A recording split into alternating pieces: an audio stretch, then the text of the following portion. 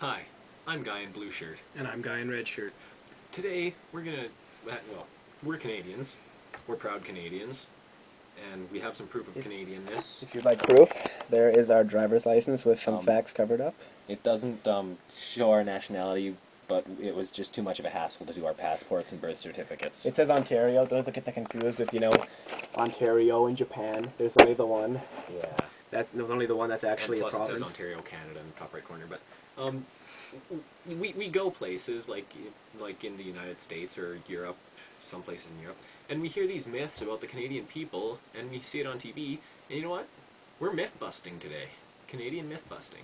So, first up, the Couch Chesterfield dilemma. So we usually refer to this as a couch. We don't ever call it a sofa, but I admit I have occasionally heard the word Chesterfield. It's never referred to as a Chesterfield by the younger generation, but the older folks tend to call it that. Most people don't, and to the greater majority of Canada, it's a couch, although, again, Chesterfield is what Canada says. On to pancakes. You've all heard how much we love pancakes, and I'll tell you right now, for the majority of Canadians, it's true. People here like pancakes, but I don't think they like pancakes any more than anyone in the States or Britain or anywhere else in the world.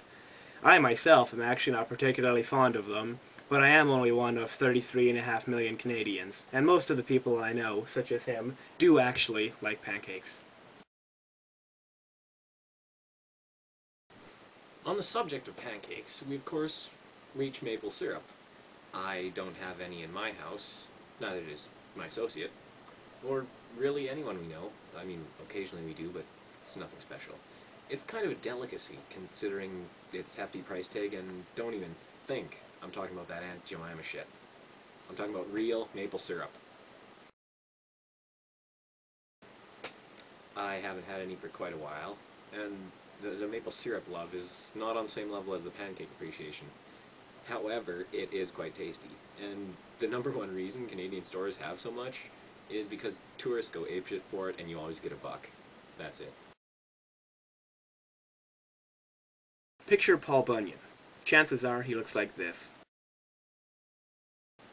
And now picture a Canadian. Chances are they look like this. Probably the only thing that changed was the size. Canadians do not all look like burly, bearded, axe-carrying, plaid jacket donning, jean-wearing, suspender-equipped lumberjacks. That is not what we look like. Look at me right now. I have a Johnny Cash t-shirt, a red shirt, and some pants.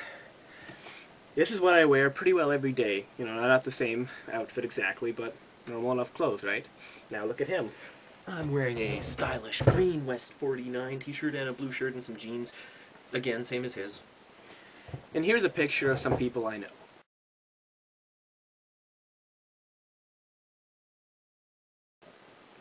They look normal, huh? And here's my dad.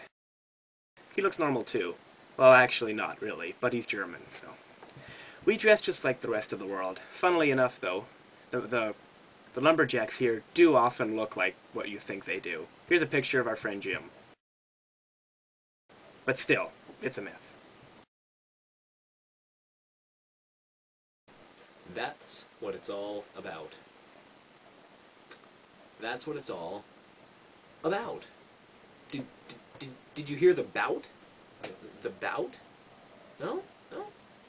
I'll say it again. About. Here's how someone who can't speak English would say it. That's what it's all about. A boot. I can't even say. I can't even scriptedly say a boot because it's just that wrong. I said someone who can't speak English properly because that is the only situation you would ever hear a Canadian say a boot.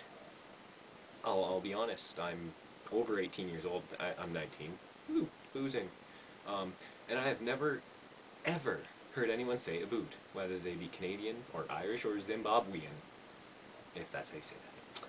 I didn't even know it was a Canadian stereotype until I watched the South Park movie, and they made fun of it. Neither did he. But you probably did. No one in Canada says a boot unless they're doing it on purpose, to be annoying, or for amusement, or to make, yeah, and I stake my reputation on that. Me too. Also, sometimes we say it because tourists go apeshit for it, because otherwise people won't notice they're in Canada. Now the accent. I decided to do this at the end so that you would get used to my voice.